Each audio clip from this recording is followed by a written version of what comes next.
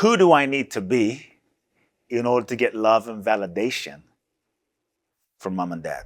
When I was a kid, the word that described me the most was fan. And so I was the responsible son, the only son, wiping my mother's tears, being her emotional husband, taking care of her. My father had all these churches. My father was gone. I had no father. When you walked into the studio the other day, I couldn't help myself. I'm like, hey man, it's Muhammad Ali. I don't know if you misspoke or if you changed your mind, but at first you said disagree, but then you said agree. Tell me what was your thought process in terms of switching that answer? In my hand is a deck of cards. On each card is a single question. In just a moment, my guest and I are going to create a conversation that revolves around one of the cards from this deck. And right now, neither of us knows what that card is because it's going to be determined by a game of chance. This is part interview, part improvisation. It's an exercise in what I call conversational jazz. This is TK Coleman, and you're watching One Question.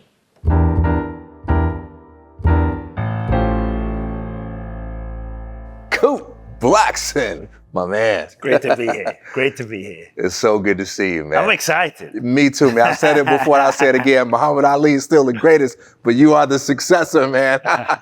This is about to be a fire conversation, man. Let's go. Let's go.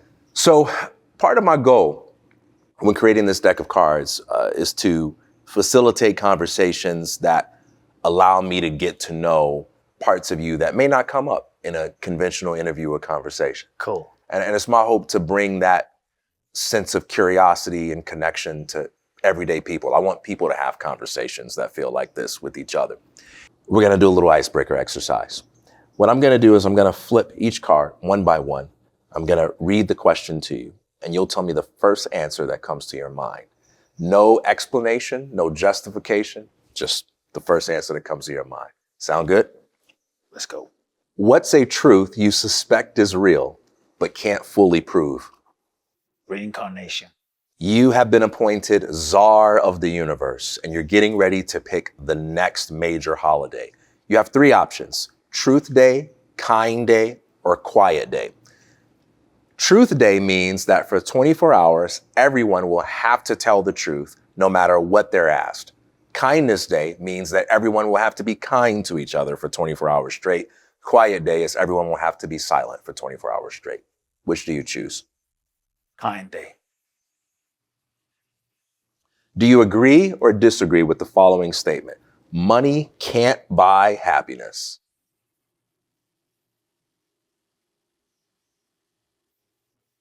Disagree. Actually, agree. Agree. Yeah.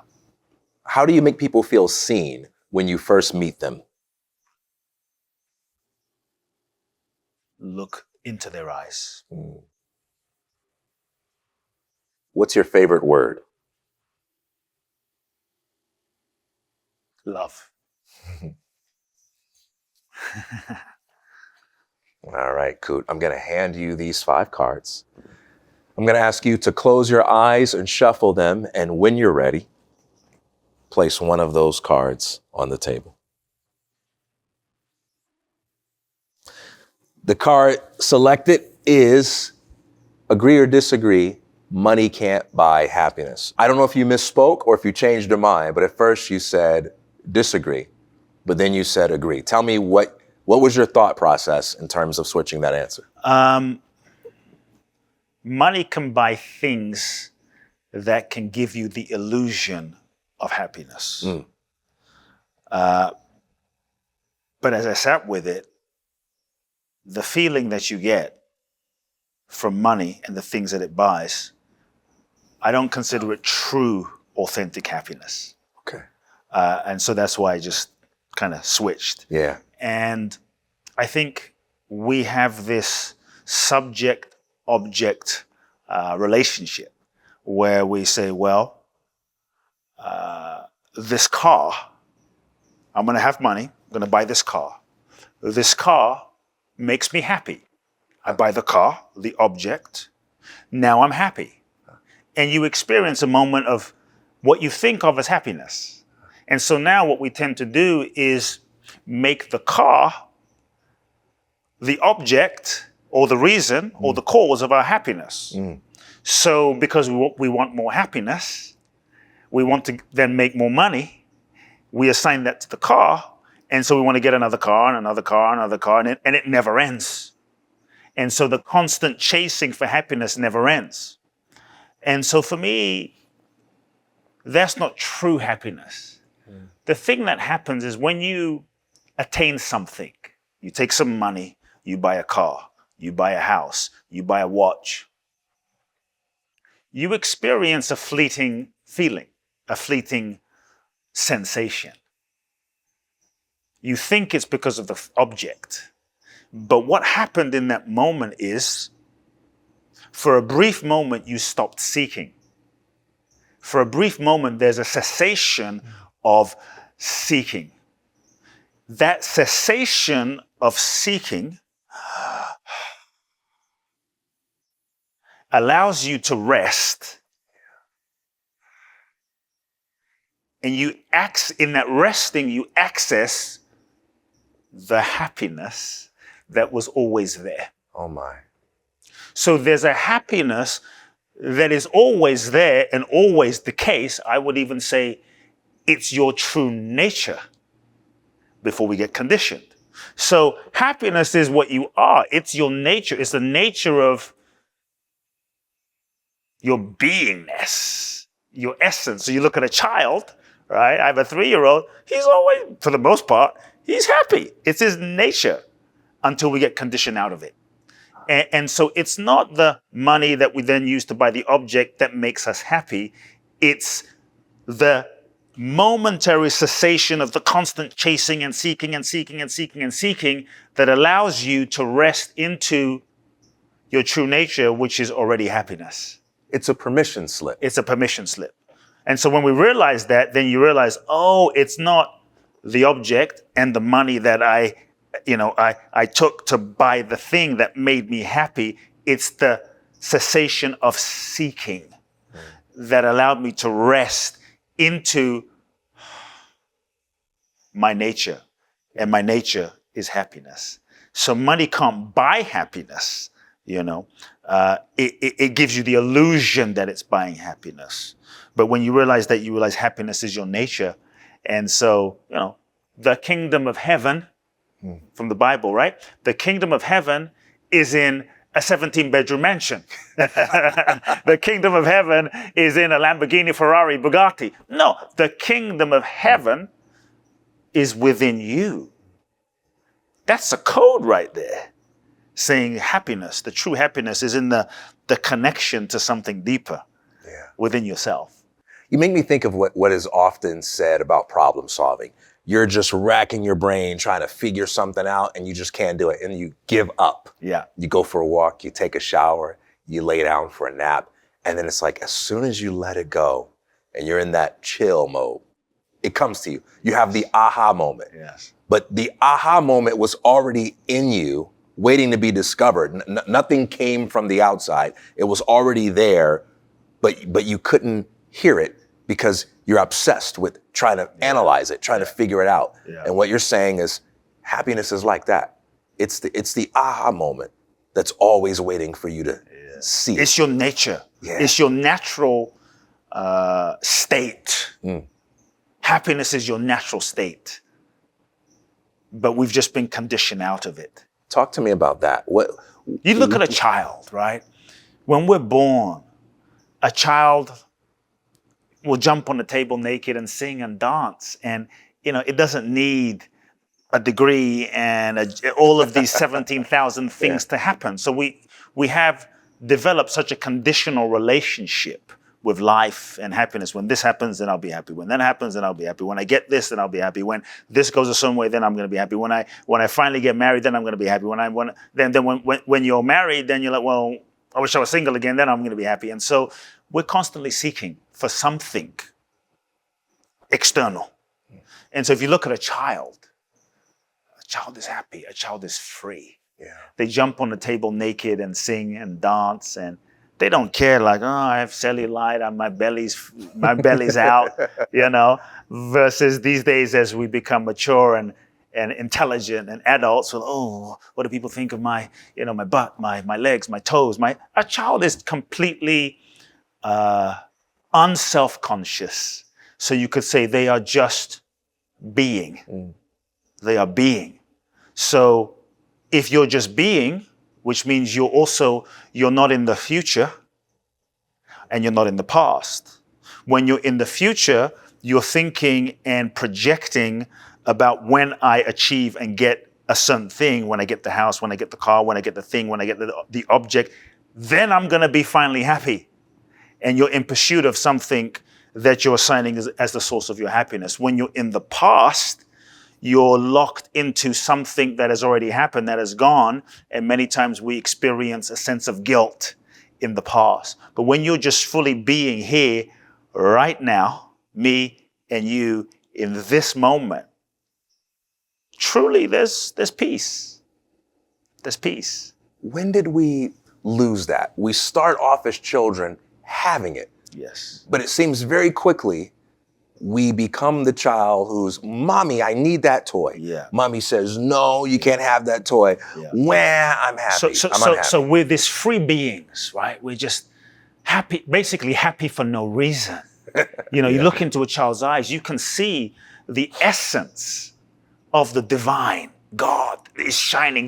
They've just come from the other realm, and they're connected to some intuitive knowing of what they are. And so they come out and there's innocence in their eyes. And so we're all born into kind of a preset framework, pattern of conditioning, of dysfunction, of trauma. Maybe dad is crazy. Maybe mom is an alcoholic. Maybe there's dysfunction and they're just doing the best that they know how to do based on their parents and their condition. Maybe dad beat you every day. Maybe mom was doing drugs. Maybe they were divorced. Maybe they were good people, but they just didn't know how to meet your emotional needs. And so that's painful. So two things happen where we start losing touch with our essence, the natural joy. The first thing is, we learn all sorts of strategies to shut down, disconnect, and not feel. Because it's too painful to feel like I'm not seen. It's too painful to feel like my needs aren't being met. It's too painful to feel like dad is beating mom. This is too painful. So as a often unconscious survival strategy to function and survive and not feel the pain, we learn all sorts of strategies to shut down, disconnect, and not feel the pain. So we suppress, we close our hearts, we disconnect, we become very mental, over analytical as a way to not feel our emotions, because it's as sensitive little beings, it's so painful to feel.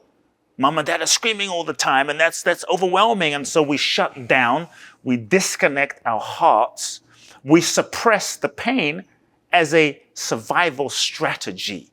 It's protection. So we develop heart armor as a disconnection to not feel the pain of what is going on in our environment. And we all have stuff, whether it's, for me, the sadness of not feeling my father was there. I didn't even realize that my father, because he was gone so much and saving the world, how much grief I carried unconsciously as a young boy in not feeling my father present for me, and the degree to which I needed a dad. And so we do all of these self-protective mechanisms to shut down, disconnect, and not feel. We suppress the pain, we suppress the hurt, we suppress the shame, we suppress. So decades of suppressing builds up layers and layers and layers and layers and layers and layers of unfelt feeling, unfelt emotion that we then become accustomed to, acclimatized to, and we're not even aware anymore that we're sad. We've learned to adapt and function and cope, and now we're 32, 42, 52, like, I'm fine.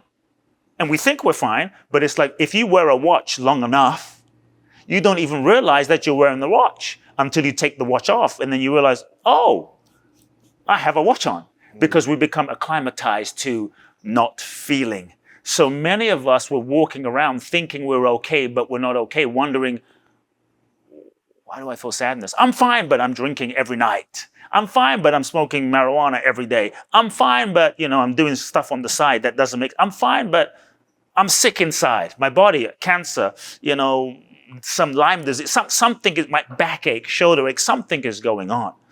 And so we've learned to suppress feelings and emotions that then begin to build up inside of us, right? All feelings remain present until fully felt, whether we're conscious or not. And so we're carrying around so much unexpressed pain, unexpressed hurt, which then is now the mountain of feeling that is covering up our joy. The joy and the happiness is there. It's just covered up underneath the decades of unprocessed feeling. When your dad left and your mom and dad divorced, and you're like, I'm good. But deep down you weren't. Heart armor, you suppressed it. When, mom hit you or did something, pain, you suppressed it. And so our joy, our innate happiness is buried underneath all of that. And the second thing that happens too is, wait a minute, give me a moment to feel the first thing. That's, hold on to that thought, but I got to take this in. All feelings remain present until we feel them fully. And all feelings that don't have healthy expression will often manifest in unhealthy and unconscious ways. And many of our adult addictions, addiction to sex, addiction to porn, addiction to work, addiction to beer, addiction to alcohol, addiction to weed, addiction to cocaine, addiction to shopping, addiction to drama, addiction to anything is often an unconscious strategy to avoid feeling or an unconscious strategy to try to get some unmet need met. Could we also say, or it is that feeling itself crying out to you in a more recognizable way. Yes. Like a child that needs attention, isn't getting it in a normal, healthy way and throws a tantrum. We experience inner tantrums manifested as sometimes chronic pain or addiction. The feelings don't go anywhere. They go into our unconscious, right? They go into our unconscious, we suppress it. And many times that will manifest as depression, right? Because if you suppress it long enough, all the sadness and the hurt, and you suppress it, you disconnect from it, you deny it, over time, it's like, let's paint an analogy. You have a dog. Your dog poops in your house, in your living room. You look at the poop, and you're like, you know what? Let me just put a rug over it. Cool. There's no poop here. Then your dog poops again. Let me just put some newspaper over it. I don't see the poop. I'm good. Dog, and so your dog keeps pooping for 15, 20, 30 years of your life. And rather than dealing with it, we've learned all sorts of well-intended survival mechanisms and strategies to avoid it, to not feel it. It's survival. It's a coping mechanism. The challenge is, unless you deal with that, it becomes toxic. And so many of us now, we're depressed, we're unhappy, we're sad, and we don't know, we have chronic pain, and we don't know why. Because now you've become an adult and you've become successful by the world standards. You might even have the car, the object. You've now manifested the thing that you thought you needed in order to become worthy and valuable and happy, but you're still not happy. It's kind of like you got the furniture that you thought was going to make your living room look and your house look nice, but the shit in your living room is still underneath the carpet and the newspaper, right? And you haven't dealt with that. And so then we're seeking objects in the world, the car, the house, the thing, as a way to compensate for the lack of what we feel. And that's why I come to money can't buy real happiness. Oh my goodness. It can bring you momentary pleasure. I'm not saying money is bad. I mean, I've had some beautiful cars. I felt what I thought was happiness, but it's momentary sensation. It's momentary pleasure. It's fleeting, and then it's gone. And when it's gone, then the process of seeking begins again. Now I need to seek for the next object, the next million, the next billion, the next thing, so I can get that feeling of happiness back. But what we experienced was a momentary pleasure, a momentary sedation of our pain. So we've erected all sorts of survival mechanisms that worked for us when we were young. And it worked. It's well intended. It's beautiful. It's what we needed to do to just function. But we usually reach a point in our evolution where it now starts limiting and inhibiting our ability to feel. Because for me, there's no good feelings or bad feelings. There's just emotions, which is just energy. And emotions are simply information. It's just information. So the degree to which we limit the sadness on one hand is also the degree to which we will limit our capacity to feel the joy, the real joy. And so the degree to which we've learned cleverly to limit feeling sad is the degree to which we're also not able to truly access and feel, because it's a muscle, to feel the joy. So we have to be willing to acknowledge the ways that we have disconnected and suppressed. And so the other thing then becomes, we've learned all sorts of strategies to disconnect from feeling. So now we're disconnected from feeling, and so we're seeking that out here. I mean, have you ever seen anyone,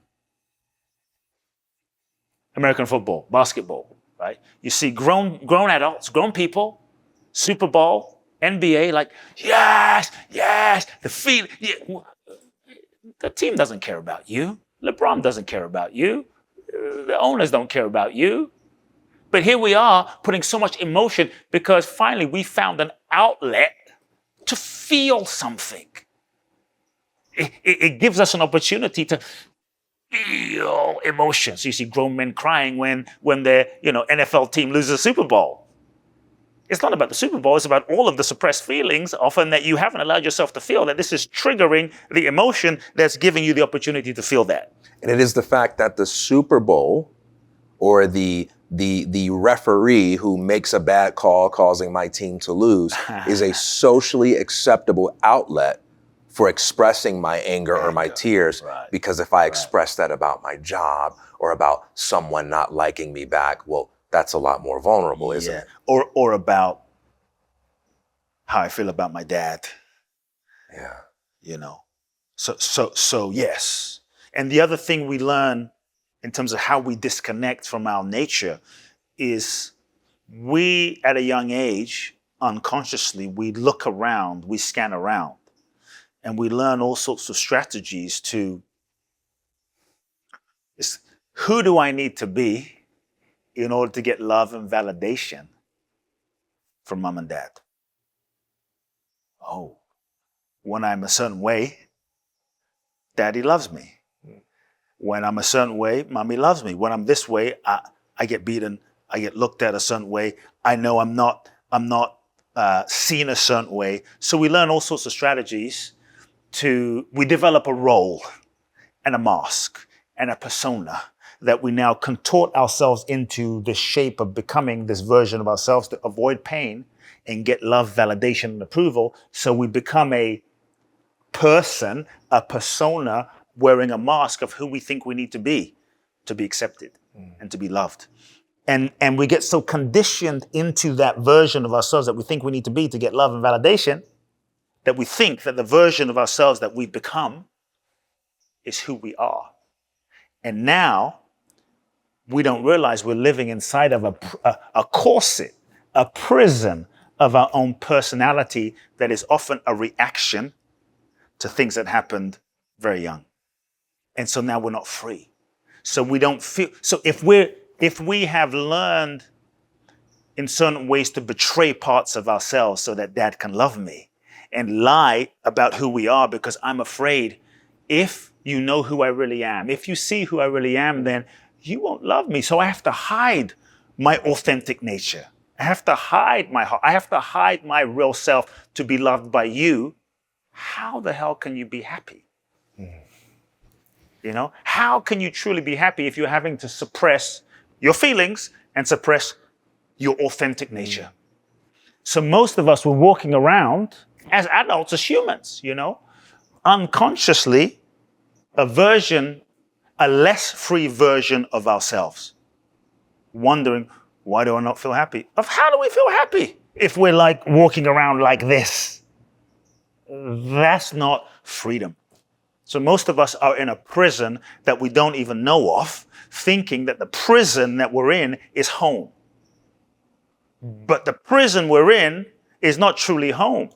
But what we've been conditioned to do by society, media, advertisers is we've learned, rather than questioning the prison we're in and breaking out of the prison, we've learned how to make better prison food.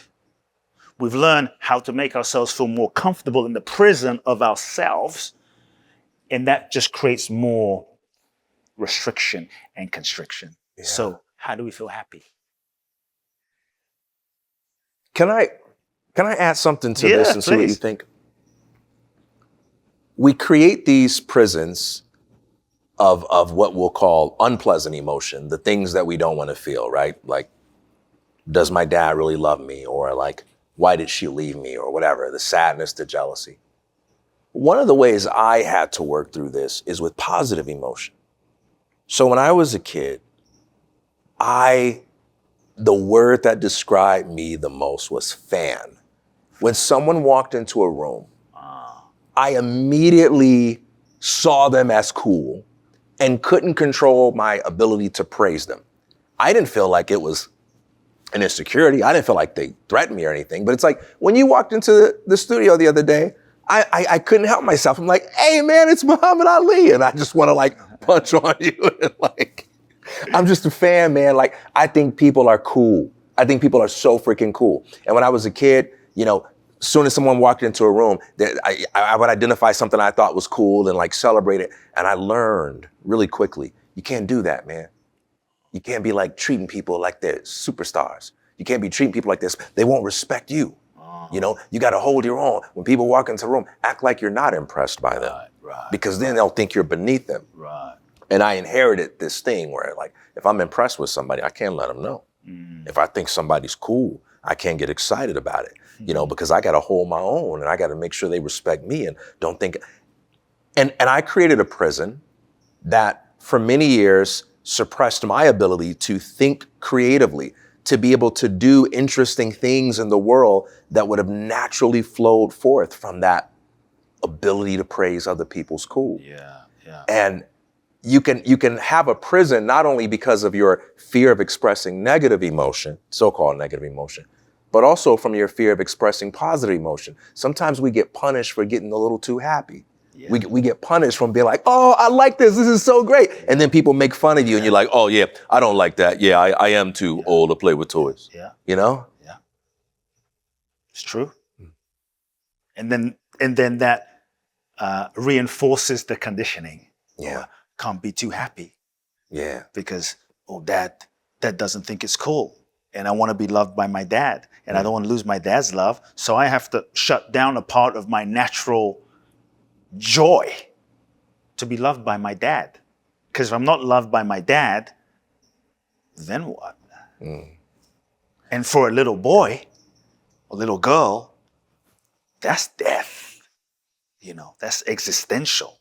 If I'm not loved by dad or mom, it's over. And so we learn. We're constantly, as young children, looking around, scanning. Much of it is unconscious. We're looking around at the programs in our family. Unconscious, some spoken. Boys are this way, girls are this way, be this way, don't be that way. good girl, good boy, but we're also looking around at how the system of the family operates and what's rewarded and what's not rewarded, and we start learning. Yeah. And those programs, when we're young, for the first 7 years of our life, we are wide open. We are very susceptible. We believe anything. You could almost say, it's been said that we are in a constant state of hypnosis for 7 years. We're wide open. So those programs are just going in, boom, boom, but we're just taking it in, whether we're aware of it or not. And that's shaping us and developing us. And so, the roles and mechanisms that we learned and developed, we learned often unconsciously, and they served us. They just end up limiting us after a certain moment, after a certain point. So we have to be willing. I think if we want to be truly happy, we have to be willing to question who we are. We have to be willing to question our identity. We have to be willing to question the version of ourselves that we've become, because we're often living, most of us, until we start questioning. We're often living inside of a role that is not necessarily the fullest or freest or most authentic version of ourselves. And I say nothing that you achieve or attain or get in the world, no car, no house, no home, no accolade, will make you truly happy if you're not able to be at home within yourself. And that's why many folks, they attain the thing and they're still miserable. I mean, look at Jim Carrey. Jim Carrey said, what was that quote? I hope you attain everything, and then once you attain everything, then you'll realize that it doesn't make you happy. Yeah. Yeah.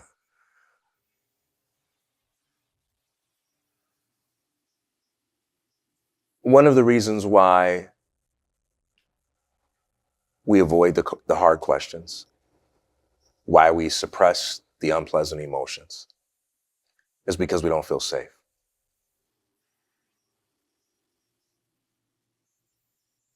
Some people live in a space where if they dare to say, this is what I'm wondering, everybody will laugh. Or they say, here's what I'm feeling. And people will humiliate them. And so they run back into that closet of suppression. What would you say to someone who says, man, this is resonating with me so strongly. I need to start pulling up those rugs and cleaning out the dog poop, because I've been coming home every day saying, my house is so smelly. Why does it stink so bad? And why am I sick all the time? And now you've helped me realize it's that poop I've been burying under the rug. I'm ready to get it cleaned out. But I don't have anybody I can say, I feel this way too. I might lose my friends. I might lose respect. I might lose career. I might, whatever it is. I might lose love. I might cease to be attractive in the way that I've learned to be attractive with this little role that I'm playing, even though I know I'm not happy playing that role. What would you say? If you're being a version of yourself that you think you need to be in order to get love, validation, and approval, which we've been conditioned to be, deep down you know that the version of yourself that you're projecting and being, or you may start having a sense now, that it's not who you really are. So even if you get the world to love you, your friends to love you, your girlfriend to love you, your boss to love you, deep down, if you're honest, you know it's still not fulfilling. It's still not satiating what you're really craving, because you know that the version of you that they're loving isn't who you really are. So you're not even getting the So love. you're not even getting the love. And the love they're giving Yeah. you can't even let it in because you know that the version of you that they're loving is not the real you. So you're not really getting the real love anyway. So it doesn't fulfill you. You're over here and all the love is going over there towards going that over there. statue you built. And so it leaves you with an empty feeling. Yeah. And I think this is why many of us, we feel lonely. Like true loneliness is not just, oh, there's no one in my life. True loneliness happens when we abandon ourselves. When we've left ourselves, when I leave myself so you can love me, even if you love me and the world loves me, I feel alone. Even with a crowd around. Even when the world loves me, even when the stadium loves me, if I've abandoned myself so you can love me and I'm being who I think you need me to be in order to get your love, but I know I have betrayed myself, that is the loneliest feeling. And for me, that is real loneliness. And so, can I share a story? Absolutely. I had a client, and this client came to me 15 years ago, maybe 16 years ago. I used to do these crazy journeys to India. Basically, I take all your passport, I take all your money. You're stuck with me one-on-one. I take you to India, I make you sign your will in case you don't come back. I make you write letters to everyone in your life in case you don't come back. And I let you, basically, you give me permission, like, do whatever is necessary to transform me. This is like extreme process. 2 weeks in India with me, 14 days, plane, trains, you name it. And this guy came to me, and he was referred to me by a client of mine, a woman, his wife. And his wife was very outgoing. She's, the life of the party. If we were sitting here, you would not get a word edgeways in. She'd be talking nonstop. And he was very introverted, And he came to me and says, I'm just shy, man. I'm the behind the scenes person, My wife, she's the in front of the camera person. I'm the behind. It's just my nature. I'm just shy. And I said, you're full of shit is what you are. I said, you are a lion pretending to be a mouse. He's like, what? I said, you are a lion. You're a lion pretending you're a mouse. And I asked him a bunch of questions. We worked together, asked him some questions. He came back to me the next day and he says, I've been crying for 24 hours. He's a 55-year-old man. He says, I haven't cried since I was 5. I said, okay. He said, I want to be successful. I want to put myself out there, but I'm just shy. That's his identity. And that's the role he's adopted. He thinks he's shy, but that's not the truth of who he is. So he came to me and said, I've been crying for the last 24 hours. I said, tell me why. He said, I remembered a few things about my childhood. And I understood a few things about myself. I said, tell me. He said, wow, when I was 5, I was molested by my uncle. And I've kind of forgot. I buried it so deep that I basically forgot that memory. But as I started exploring, I remembered. And what he realized, he was free once. He was vibrant once. He was radiant. I look at my boy, he's 3, he's so full of light. I was full of light once. When he was 5, something happened that should not have happened. It's not okay that this happened. He didn't feel safe. His innocence was taken. So unconsciously, survival, he made up. It's not safe for me to be seen. If you see me, you can hurt me. But if I hide and you can't see me, then I'm safe and you can't hurt me. So his strategy was to go into the background. You go first. I'll be the background person. I'll be the behind the camera person. Because if you can't see me, you can't hurt me. And if you can't hurt me, then I'm safe. So he ended up becoming an introvert and becoming shy, not because that's his authentic truth, but because that was the survival strategy that he developed to keep him safe. And so I think many of us were not aware of all of the survival strategies that we've had to adopt. It wasn't even a choice. We went through things, life. We were dealt some cards that was painful. Trauma, hurt, abuse, difficult childhood. So the intelligence inside of us, we learned to contort ourselves to become, in his case, shy.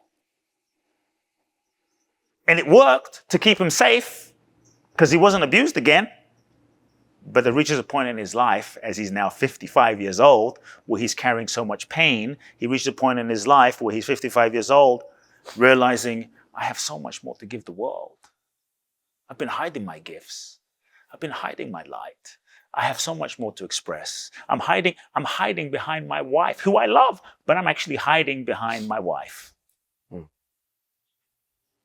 And it just doesn't feel right anymore. Mm.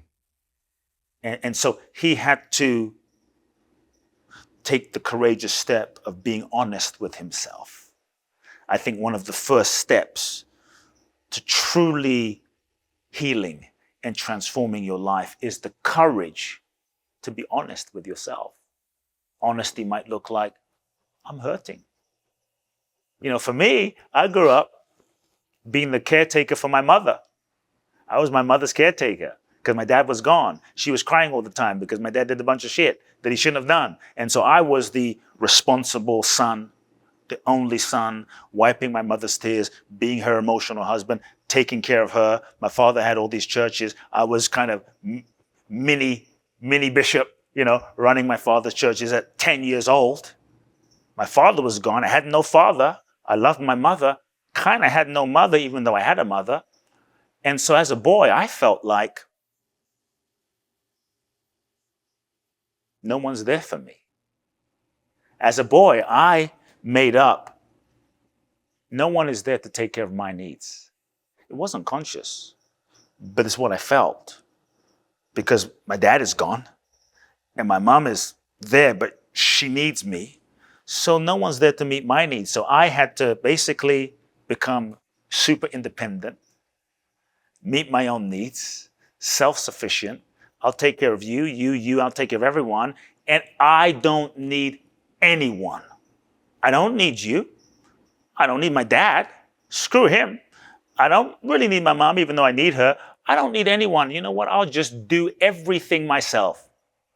So for me, my whole life, I went through my whole life not needing help, not needing anybody, not needing a damn thing.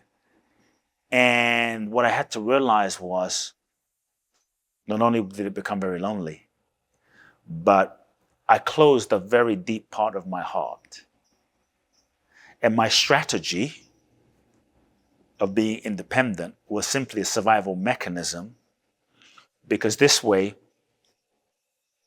if I don't let myself need you, you can't disappoint me. Yeah. And if you can't disappoint me, I will never feel the depth of pain that I felt when I was 5 and no one was there. So we learn all these strategies, to not feel, to function, survive, and it then limits us. And so what I would say to that person is, yes, it takes tremendous courage, to reclaim your life. It takes courage. And I would say the first step is be willing to tell the truth to yourself about what you feel. For me, it was like, I do need. Scary. I have needs. Wow, it's terrifying. For other people, there's nothing. For me, it was like, yeah, I do need help. Terrifying for me. Yeah. It's like, whoa, man. Yeah. Give me a root canal, but I need help. And so just to acknowledge the truth about what we feel, I would say is step one. I've heard it said before that it is always unhealthy, it is always dangerous to lie to yourself about what you want, even if you know you can't have it. So if I want to jump to the moon, it is healthy for me to admit that that's what I want, even if I know I can't have it. And sometimes, you know, in the name of pragmatism, in the name of a strong conviction about how impossible my desires are, we develop these habits of lying to ourselves. I can't have that, so it's a waste of time to talk about how much I want that. I never talk about how much I want that. I lose touch with the fact that I want that. I don't even know what I want anymore because I have seared that part of my soul that even speaks the language of desire. And then we become bitter and resentful and jaded because now we've closed our heart. What I love about your approach is that you haven't moralized once when you talked about being honest, meaning you haven't said, you should admit if you're afraid, you should admit you're afraid. If you're sad, you should admit you're sad because that's just what a man does, or that's just the right thing. Yeah, that may all be true.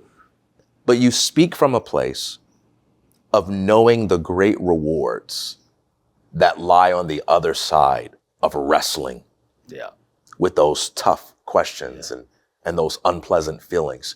And you're appealing to that, like, who you are is so beautiful. It's so brilliant. And if you face that uncomfortable feeling, that's not the end. Yes. Right? It's the doorway. Yeah. You know, and to be able to have compassion for the lies you've told, to have compassion for the part of you that needed to be that survival mechanism, because that part of you was just trying to help you. That part of you was just, even though it limits you now, it was just trying to protect you. And so many times when we start telling the truth about who we are and what's been going on and our limitations, we sometimes judge ourselves in the name of self-improvement. I should be over that. I should be better than that. I shouldn't be doing that anymore. But if you realize, well, wow, this beautiful part of me is a part that's been in pain. And this is the best way that I knew how to function and survive, by doing this, this, and this, you know? And so I think by seeking validation, by betraying myself, even though it costs me, but if we can meet ourselves with love and compassion, then healing can happen. Healing happens when we bring loving and compassion to those parts of ourselves that are hurting. And when we can meet those parts of ourselves that were hurting, then healing happens. I want to go back to the moment you had with the introvert, or the guy who thought he was. I'm gonna try to get your words here. They were powerful, man. You're full of shit. You're a liar. You're a man pretending to be a mouse. You're lying. Yeah. Okay. What if, just humor me. What if when you said that, right? Because I'm sure you spoke from a state of conviction. That's how you saw it. Yeah. That's how you saw it. But you were taking a chance, man. Yes. You're taking a chance. Yes. You could have really ticked that guy off for offending him when you said that. What if when you said that, he would have been like, man, don't ever talk to me like that again. Or like, you got me all wrong, brother. I'm just an introvert. Stormed off. What would you have done? Well, first, I think you have to, I wasn't speaking from my mind. I wasn't speaking from a strategy. I wasn't speaking from a scripted technique of some coaching, methodology. I was feeling him and speaking from my soul to his soul. So it wasn't ego to ego. I think what happens is when, in any communication is from a person to a person. But I think true communion, which is another level, is soul to soul. And when we can get ourselves out of the way, the ego out of the way, and just be fully present in the moment and be open, then the soul connects. and the soul speaks. So I couldn't, it wasn't like I was saying that or I was planning to say it. It was what was being said through me, perhaps arising from the deeper dimension of consciousness where there is no me and there is no him. There's just oneness. And at that level of consciousness, there's no separation.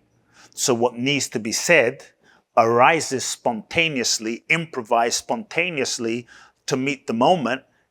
And because it wasn't coming filtered through my ego, what arose was the perfect thing that he needed to hear, not because I knew it, but because it was what was arising without Kute in the way.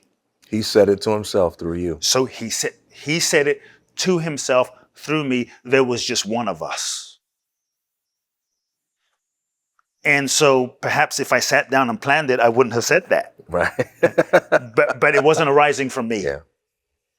And that's when where I just was allowing the movement. Mm. That's where courage comes from, that space. Yeah. Yeah. Yeah. And your space was clear enough for that courage to flow from because you dealt with the poop under the rug. Yes. I think the degree to which we all, it's not about perfection, right? Because there's no perfection at the level of the personality. No matter how much therapy we do and healing we do and coaching we do, the personalities are the personalities. They're conditioned, and it's beautiful. It's what it is, Right. But I think we can unravel some layers enough to allow for the light of our being to shine through the cracks, and the light of our being to shine through and project through some of the patterning. But when we're so conditioned and carrying so much poop, it's a bit hard for the light to crack through the edges, because there's so much poop there, or there's so much conditioned patterning there, that the light is within us. We all feel it. The light is within us. But sometimes it's a bit hard for the light to get out.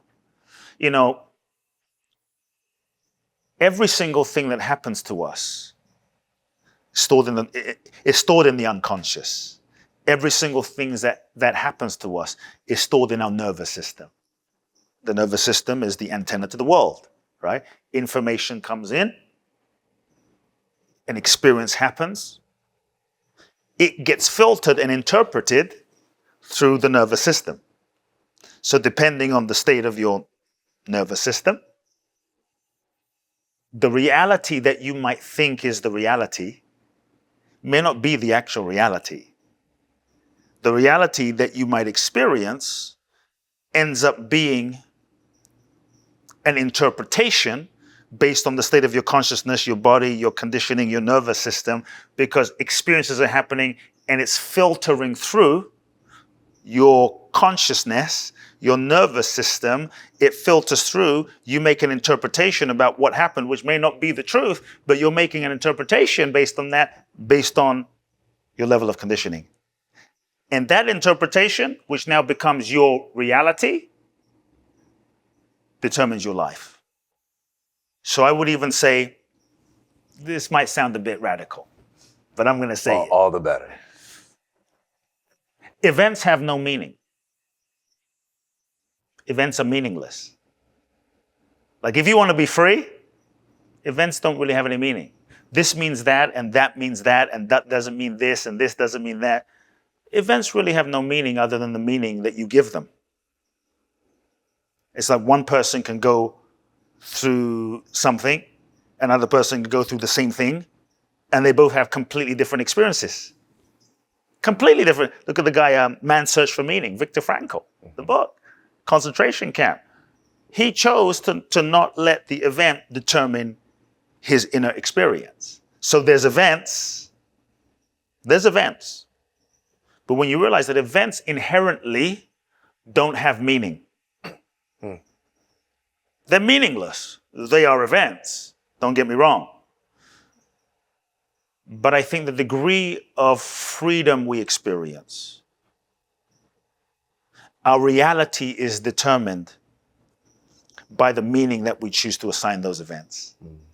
And I would say the freer we get, the clearer we get, the more unconditioned we get, the more baggage we let go of, the more we can see clearly, then the more we're able to interpret experiences less influenced by the unresolved conditioning of our past.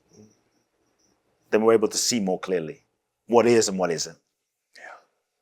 That's beautiful. You know, if you were to take a comedian and a philosopher and have them both observe a thing that happens, ordinary course of events, the comedian's going to go to the comedy club that evening, recount what occurred that day, and it's going to be an amazing joke. And everyone will say, oh, isn't it so great to have a life where funny things happen all the time? Yes. The philosopher will sit down that evening to write an essay, and they'll recount what happened as if the universe was speaking to them a profound lesson about life. And people will hear that and say, oh, isn't that so great to have a life where the universe is constantly sending you all of these amazing insights. And in each case, it's just a thing that happened, but how we perceive it, how we process it, can make it into a joke, can make it into a movie, can make it into a philosophical lesson, a word of encouragement, or even a personal attack. And that doesn't strip the world of meaning. It actually imbues it with meaning, right? It makes it all possible. That gives us power. That's the freedom. The freedom to choose the meaning that you're going to make. This is power. So let me share with you two things I feel about this conversation. One, I'm glad I started off with the Muhammad Ali reference. Because, you know, when you watch a boxing match and you're nearing the point where the guy who's winning the match is just getting ready to knock the guy out, what you see is just a flurry of punches that are coming too fast for the other guy to process. And by the time he gathers his bearing after the first punch, he's getting hit by the second one and the third one. And there's the point where the ref just has to say, it's over, man.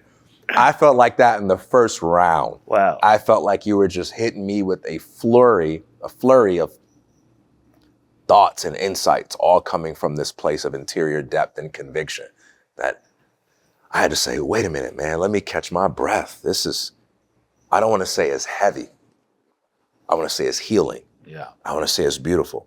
And so I'm deeply moved by all that you've shared. The second thing I want to say is, I think this is going to go down in history as the first time I played this game and I have not gone to a connection card. Because my habits, my instincts said, you know what, let's go to a connection card. Let's hear what he thinks about this, and let's play the game. And I just couldn't do it. Every time I got ready to do it, something was like, nope, stay right here. Something was like, stay right here, stay right here. And so the title of the show is One Question. That doesn't mean we only ask one question. It means that the conversation revolves around that question. But this is going to be the first where we stayed right there. No connection cards, man, because I believe that what you said, what you have shared, the stories you have told, it connects to everything that matters. There's nothing that matters that isn't grounded and anchored in that. The real question becomes, who am I? You know, like, really? Who am I really? You know, that's the question. Brother, I appreciate you having this conversation with me, man. It's such a joy. This is a gift. How'd this feel? You have fun? Beautiful. Love it. Thank you, man.